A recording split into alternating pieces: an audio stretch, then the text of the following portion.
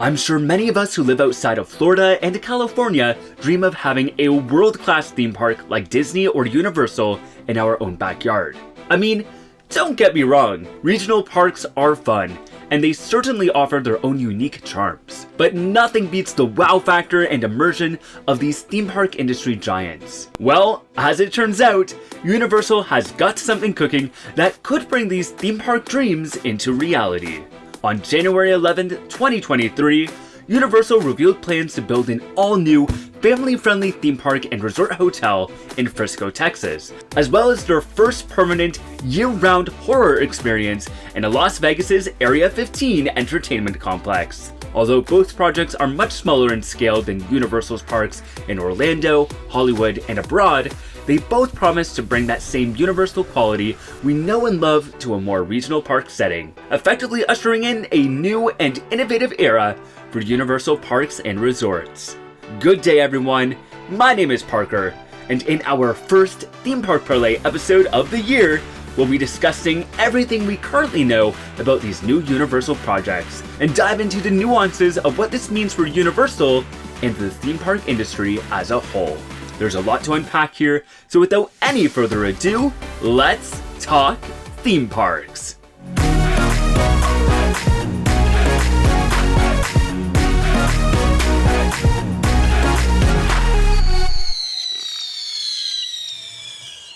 Starting with the new theme park planned for Frisco, here's everything we know so far. First of all, we're talking about Frisco here, which is nowhere near San Francisco, as I embarrassingly assumed when I first heard the news. But no, Frisco, Texas is an up-and-coming city located about 30 miles north of Dallas. According to Mark Woodbury, the chairman and CEO of Universal Parks and Resorts, Frisco was chosen because, quote, "It's vibrant, full of energy, and full of young families, which makes it the perfect place for what Universal is doing," end quote. Frisco has been noted as one of the fastest growing business centers in America, and its proximity to the Dallas-Fort Worth metro allows Universal to tap into a large and diverse market. The theme park will be part of the Frisco Fields Development Project, a $10 billion, 2,500-acre mega project located at the Dallas North Tollway and Panther Creek Parkway. Besides the Universal theme park, the project is planned to include as many as 14,000 new homes, commercial spaces, and a PGA golf course. 100 acres of land has been set aside for Universal, which was acquired in December using a shell company based in Delaware. In addition to the theme parks, the project will also include a 300-room hotel and space for retail shops and restaurants. Okay, now that we have the boring stuff out of the way, let's talk about this theme park. I think the main thing we need to know about this park is, 1, it's going to be quite a bit smaller than Universal's existing properties, and 2, it's going to be primarily geared towards kids and families. That said, the park does promise to uphold the same quality and standard we've come to expect from modern Universal parks. But let's unpack that for a bit, because I think this park is going to have more than we think it will. Press releases from Universal claim that the park will be a quarter of the size of their big parks in Orlando, but we can also see that the park is meant to occupy a 97-acre space. In comparison, Islands of Adventure at Universal Orlando is 110 acres. Mind you, this 97-acre space probably encompasses everything from the hotel and parking to all of the backstage stuff that you need to operate a theme park. So yeah, I don't think all of it will be used for actual theme park space. Like I said earlier, the attractions at this park will be aimed at a younger demographic. Although nothing has been confirmed in terms of specific rides or even what IPs will be present. The park is said to be designed with a lush and a landscaped environment containing immersive themed lands, family-friendly attractions, interactive and playful shows, meet and greets with beloved Universal characters, and 4 or 5 themed interactive experiences. I would imagine that this park will focus on properties from DreamWorks and Illumination, but they could create some original concepts for the park as well. But let's see if the concept art gives anything away. Obviously, the concept art is a little vague, which is typical for these kind of projects, and we have to take everything we see here with a grain of salt. Something we have to be wary about with any piece of concept art is that it might not necessarily be an accurate representation of the final project. Sometimes, the only purpose of concept art is to serve as an artistic visualization of the overall idea for a project, to give a sense of the vibe they're going for. That said, it's always fun to speculate, so for the purposes of this video, we're going to, at the very least, pretend that it's accurate. Here's my interpretation. In the bottom right, we can see a colorful land with oversized flowers. My mind immediately jumps to trolls, which would be a perfect fit given the target demographic. That flower forest could have some fun interactive play elements, maybe some play structures or interactive displays, as the buildings surrounding the area could house restaurants, character meet and greets, or even a small dark ride. Above that is a little island, and I honestly couldn't tell you what that could be, but my eyes are drawn to the building above it. The exterior is covered in greenery, and there's some castle parapets near the back. Anyone else getting Shrek vibes? That could totally be a Shrek-themed dark ride, or even an indoor land housing multiple attractions. And perhaps that island would be an outdoor extension to the land? Again, it's a little hard to tell. But we do know from Universal Beijing that the company does have experience with indoor-themed lands. If we keep moving counterclockwise around the map, we get to the back of the park. It doesn't look like much, just a little courtyard area or something. I have two theories about this space. One, it could be a flex space for shows and character experiences that rotate throughout the season. Or two, it could be another interactive activity or play area. In the upper left corner of the concept art, we see a few outdoor flat rides and some domed buildings. The one ride looks like a volcano-themed spinner to me, while the other appears to be a small drop tower. Given the architectural style and the jungly vibes that surround it, I wouldn't be surprised if this was a Jurassic World area. Camp Jurassic is already a staple in Islands of Adventure and Universal Beijing, and they could tie the land into the hit Netflix series Camp Cretaceous. Whatever it is, this definitely seems to be the area where most of the traditional amusement rides are concentrated. Also, I think I spot a coaster credit back there. In the lower left corner of the image, I see what could be a splash pad, something that resembles a challenge course or trail of some sort, and then the rest of the area is filled with courtyards, plazas, and gardens, with a few buildings surrounding them. The theme of this area is less obvious to me, but I would place my bets on Minions or Secret Life of Pets. An all-encompassing illumination area is also a possibility. And then we have the central area of the park. The aforementioned 400-room hotel appears to be incorporated into the front entrance of the park, forming this grand, dreamy entryway. I absolutely love the trend of incorporating hotels into the parks, and in this case, it's a great way to save space on such a small property. The main entry plaza of the park appears to be centered on a small lagoon, forming a sort of pseudo-hub. The concept art depicts some fountains here, and I can easily see them being used in some kind of daytime fountain show or nighttime spectacular. But the thing that interests me the most here is that the lagoon houses a station for a boat ride that seems to encircle the park by winding through some of the park's waterways. Behind this is a large building. At first I thought that it might be part of the experience, perhaps housing an immersive queue and pre-show for the boat ride, but looking at it again, I'm thinking that it might be its own separate thing. And if that's the case, it would have to be some kind of marquee experience, whether that's a ride, show, or one of those interactive experiences. Again, it's a little hard to tell because we don't have X-ray vision.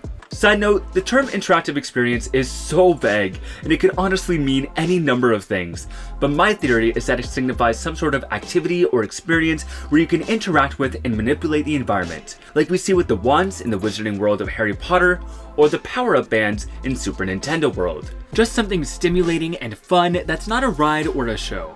The possibilities here are endless, and this kind of hands-on play would be perfect in a park like this that's targeted towards young children. This also leads me to the question of whether Universal will try to have the park designated as a certified autism center. This would involve adhering to standards set by the International Board of Credentialing and Continuing Education Standards. This would mean that at least 80% of the staff would be highly trained, fully equipped, and certified in the field of autism. And parks designated as certified autism centers usually offer activities with varying levels and types of stimulus. Universal has yet to say anything on the matter, but I think it would be a great idea for them to pursue this.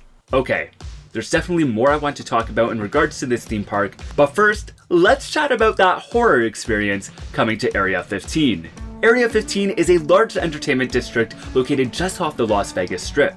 It features a variety of attractions, bars, and experiences, including Meow Wolf's Omega Mart, the Lost Spirits Distillery, the Halley's Comet Cloud Coaster, axe throwing, bars, VR experiences, and more.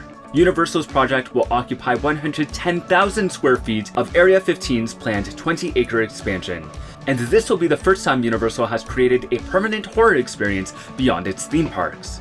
Again, we don't have a lot of specifics here, but according to the official press release, the Las Vegas project promises a variety of unique, immersive, and fantastic horror-centric experiences that surround high-energy food and beverage spaces by day, turned haunting bars by night. Now, I think traditional haunts like we see at Halloween Horror Nights in Orlando and Hollywood are a given here, but the wording from that press release kind of suggests that we might get more than that. Perhaps some horror-themed escape rooms are in the cards. It would make sense given the success of the Jurassic Park and Back to the Future escape rooms in City Walk Orlando. Whatever ends up happening here, these attractions will encompass Universal's vast collection of horror, including classic monsters, Blumhouse, and other HHN faves. Universal claims that the experience will be updated frequently, and the space will host seasonal events throughout the year. Perhaps we'll see a Krampus theme at Christmas, a My Bloody Valentine theme for Valentine's Day, a Halloween theme for St. Patrick's Day. Oh my god, you're so funny. You're so funny. It's definitely interesting and will give guests a good excuse to come back time and time again. I also think that this would be a good way for Universal to test out ideas for HHN, so I wouldn't be surprised if we saw some crossover. Universal claims that the Frisco theme park will be ready to open in the next 4 years, but no timeline has been given for the Las Vegas project. I, for one, am very excited for both of these projects. The announcement seemingly came out of nowhere, but I'm really looking forward to this new direction for Universal. The rate at which Universal Parks and Resorts has been expanding lately is kinda crazy. They just opened Universal Studios Beijing in 2021, Epic Universe is on track to open in 2025, and the company is currently in talks to regain ownership of PortAventura World. And now we have the Frisco and Vegas projects. I don't want to dwell on the fact that this is all happening in less time than it took for their competitor to open a clone of a ride they already built, but Universal is really claiming their crown in the theme park industry. I do find these two projects very interesting though. Like I said at the top of this video, the elite caliber of North American theme parks has traditionally been confined to Florida and California. Mind you, I'd argue that Dollywood and Busch Gardens Williamsburg approach that level, but that's a topic for another day. But yeah, the last thing I was expecting was for Universal to build a new domestic park outside of their existing resorts. And I mean, the locations they chose do make a lot of sense. Dallas-Fort Worth is the 4th largest metropolitan area in the US and is already home to theme parks like Six Flags Over Texas. And Las Vegas is a tourism mecca for domestic and international travelers alike. However, I do believe that this is only the beginning. I can see these small-scale experiences popping up in other cities, whether they're theme parks, or horror experiences, or escape rooms, or whatever Universal decides to come up with next. And if Universal Creative happens to be watching this, yes, this is your hint to build an indoor theme park in Toronto. Thank you in advance. Although the small-scale theme park concept is new for Universal, it actually seems to be a growing trend in the theme park industry as a whole, especially when it comes to small parks targeted towards young children. Parks like Legoland, Sesame Place, and Peppa Pig theme park have proven to be very popular, and it only makes sense for Universal to want to capitalize on that kind of success. It makes me wonder if other parks will hop on this trend as well.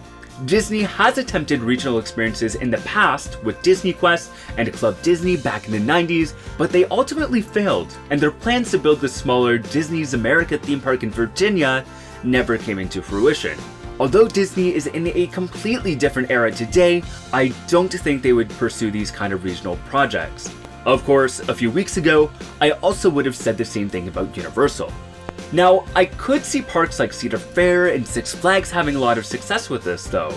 A standalone Planet Snoopy or Looney Tunes park could work well if it was themed and marketed properly. My only concern there is the long-term viability and popularity of those particular IPs, but they seem to be doing well in their existing parks. That said, these chains are already masters of the regional park market, so it begs the question of whether additional parks like that are necessary. Besides, they do seem to carry more weight when they're coming from a giant like Universal.